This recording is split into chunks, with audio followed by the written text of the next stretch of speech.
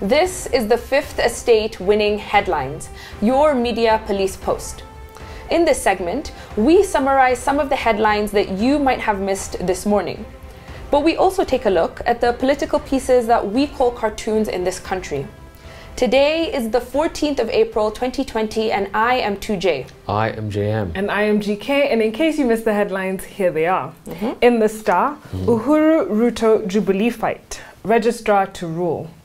In the Daily Nation, what shall we eat? And in the Standard, how Uhuru men have fixed Ruto.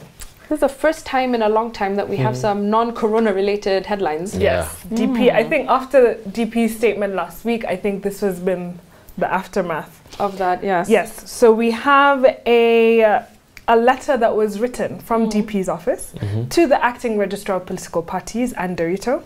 And it was a letter where the DP was disowning any changes to a national management committee of the Jubilee party. That's right.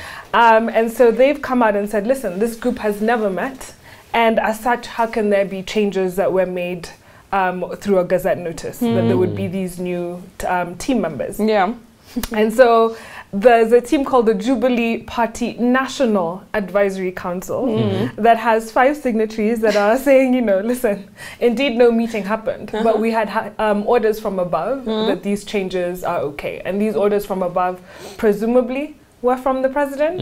Is this the same group that says that they meet more frequently than the National Executive Committee or the National Delegates Conference? I think those special people, All right. those privileged people. Interesting. Now, the Standard has an interesting angle to this story. They're saying that Jubilee Party can use this as a way to impeach the Deputy President, Ruto. So according to the Political Parties Act of 2011, a person who loses party membership will also lose any political position to which that person has either been elected or nominated.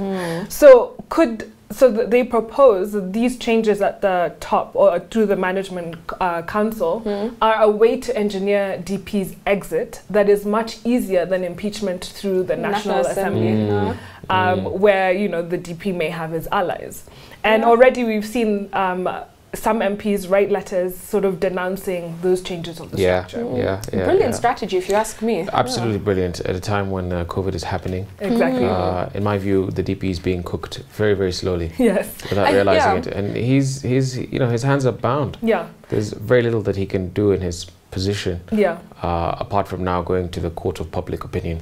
And what's so interesting is, I just found this out today, 56 years ago today, on the 14th of April 1964, Oginga Odinga resigned as vice president. So I feel like you have this thing of history kind of repeating itself. A DP or a vice president put in a very tough position. You know, maybe having no way out. We'll see what the And interestingly, this constitution, more than any other, makes a DP completely bound. He's completely beholden to the president. He derives his instruction, his power from the president, despite coming to, you know, each election with constituents and voters, you know, so you have all the popularity and the power, but very little authority when it comes to day-to-day things. And so perhaps looking back, maybe in retrospect, I don't know if the DP regrets winding up his party, the URP, and forming Jubilee.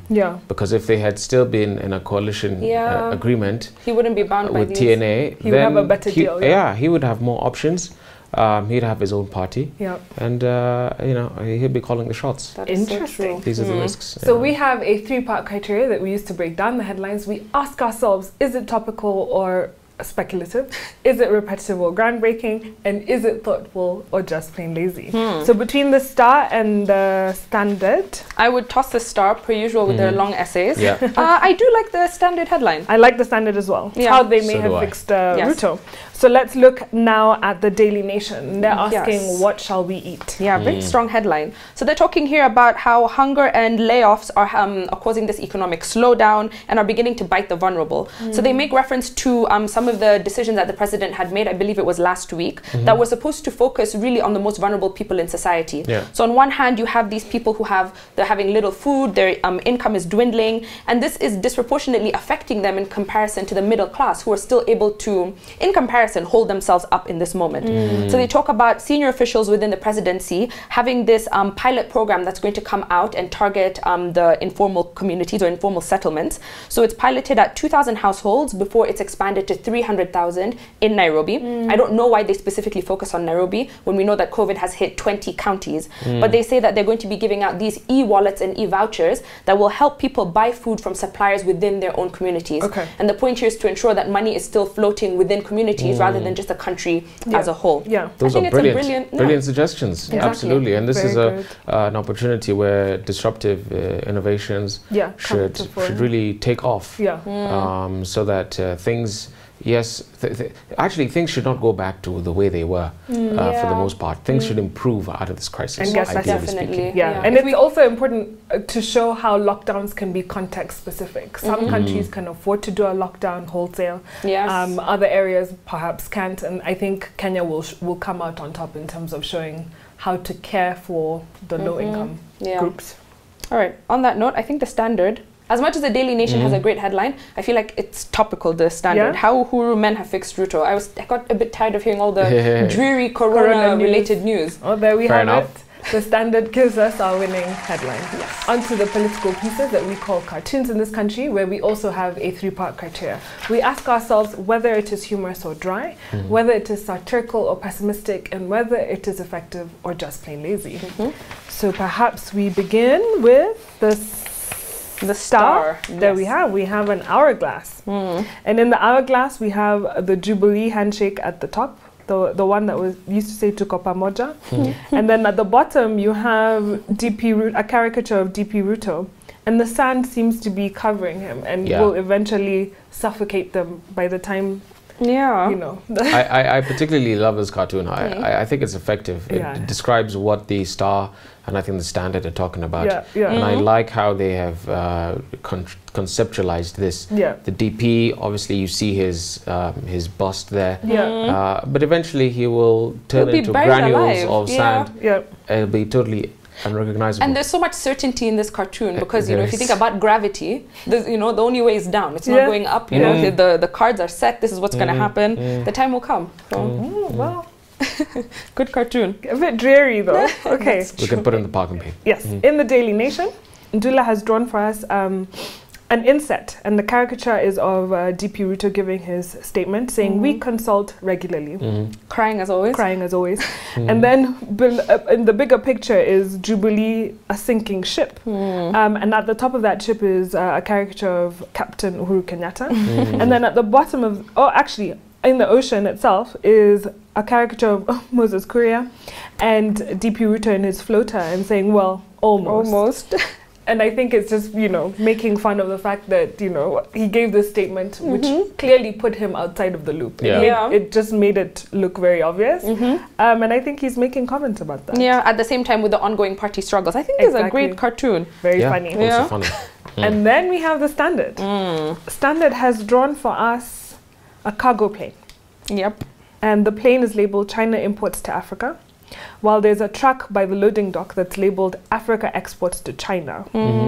And by the planes are 2 caricatures. One represents China, saying we are open for business, while the other represents Africa. In a leopard hat and coat. Yeah, and then a little character saying, did you ever close in the first place? And I think it's just the disaster capitalism that we've been talking about over the past few weeks. The idea that someone is benefiting from this disaster. I mean, many Chinese companies are now producing protective gear, ventilators, masks, thermometers, you name it, they have it. They're the biggest producers in the free world. And so they're going to benefit from. I mean, just even like looking at the numbers, the value of Chinese imports into Kenya is worth $3.6 billion, and that was as of 2018.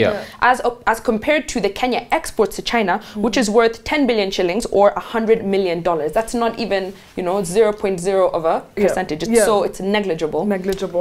Wow. So of this commentary, 3 good cartoons. Do we give it to the hourglass? Do we give it to the sinking ship? Do we give it to the cargo plane? I would almost suggest that we have a tie between the hourglass and the sinking ship, because I feel like they're both talking about the same, but in very different ways, but fantastically. All right, so we give it to both Ozone and Ndula. A tie there for our winning cartoon. What is our final thought? And now, our final thought.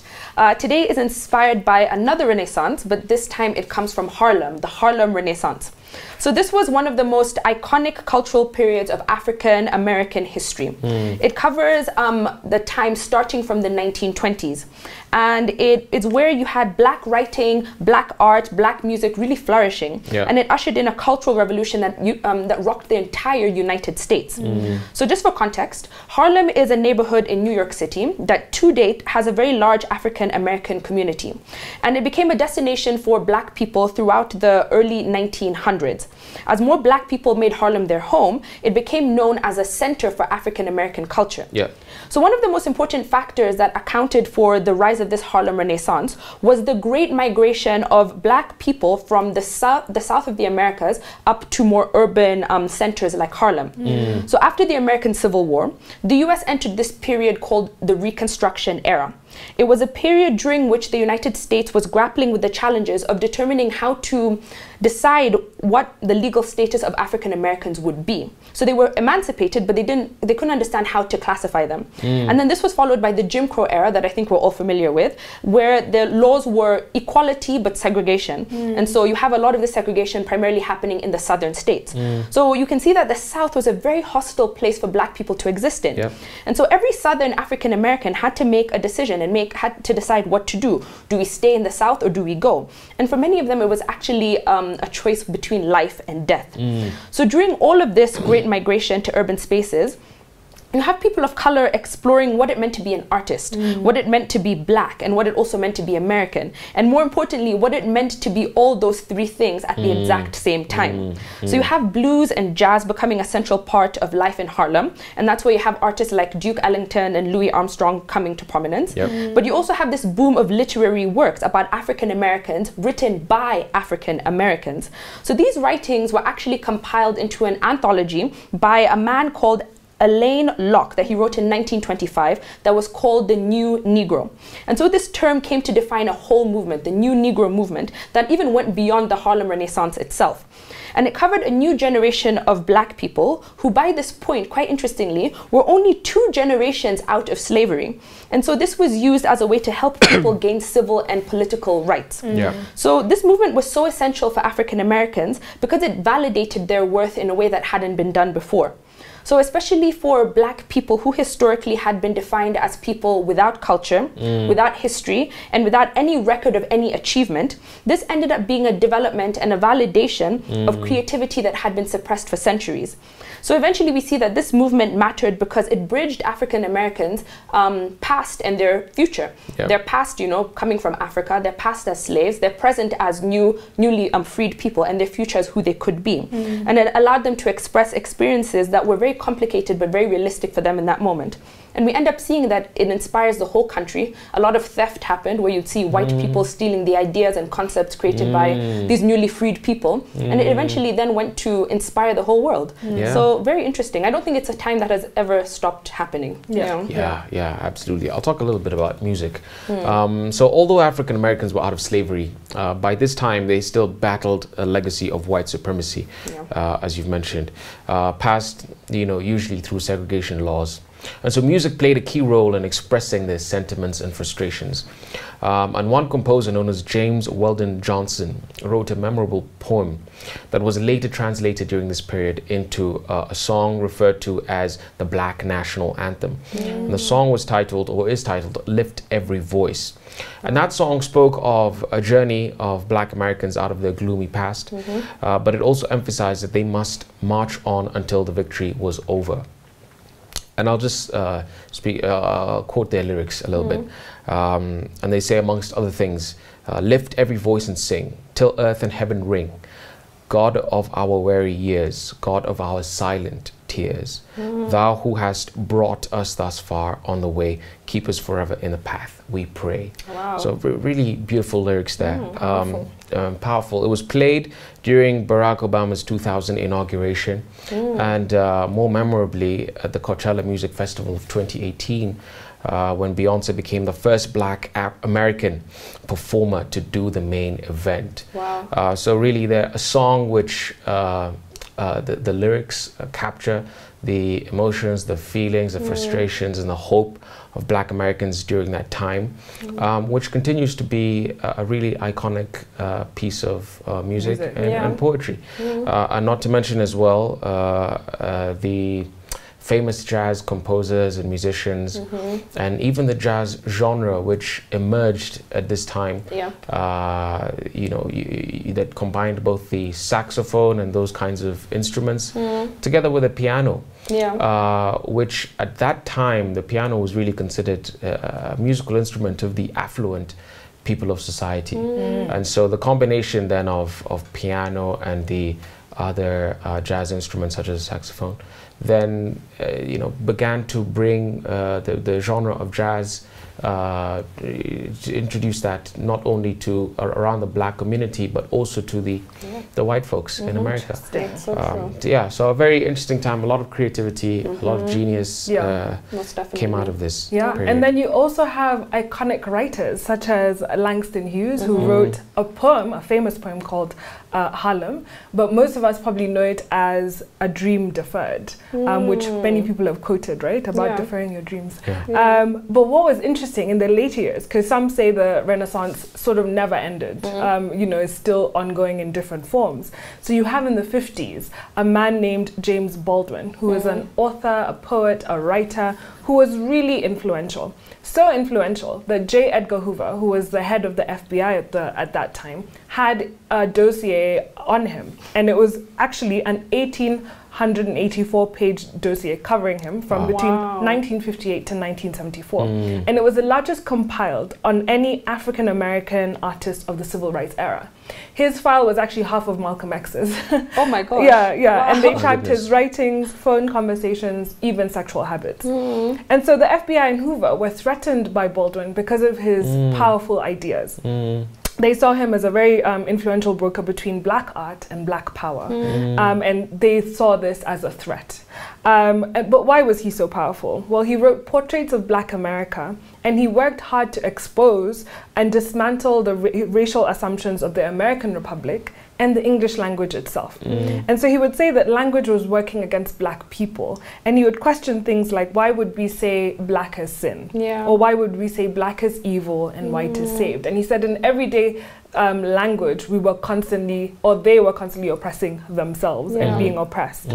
So Baldwin would write one of the defining books of that era called The Fire Next Time. And his great ability was in repeatedly showing and exposing the anti-Black sentiment constituted not only in American social and political life, but also in its cultural imagination. Everywhere you looked, Black people were being put down.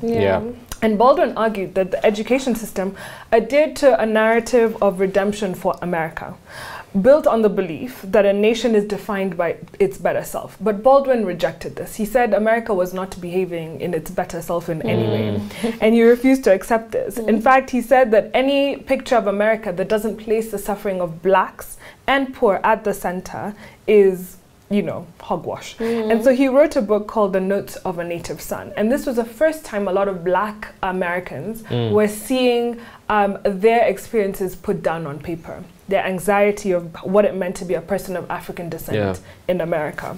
So here we're seeing the importance of sort of these literal works, just putting down on paper their history, their experiences. And he also asked many defining questions of that time, which I think are still relevant to Americans now.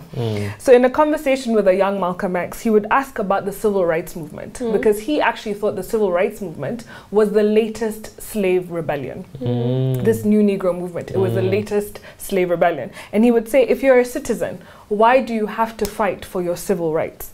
And if you're fighting for your civil rights, then it means that you are not, in fact, a citizen. And he put that into the public sphere.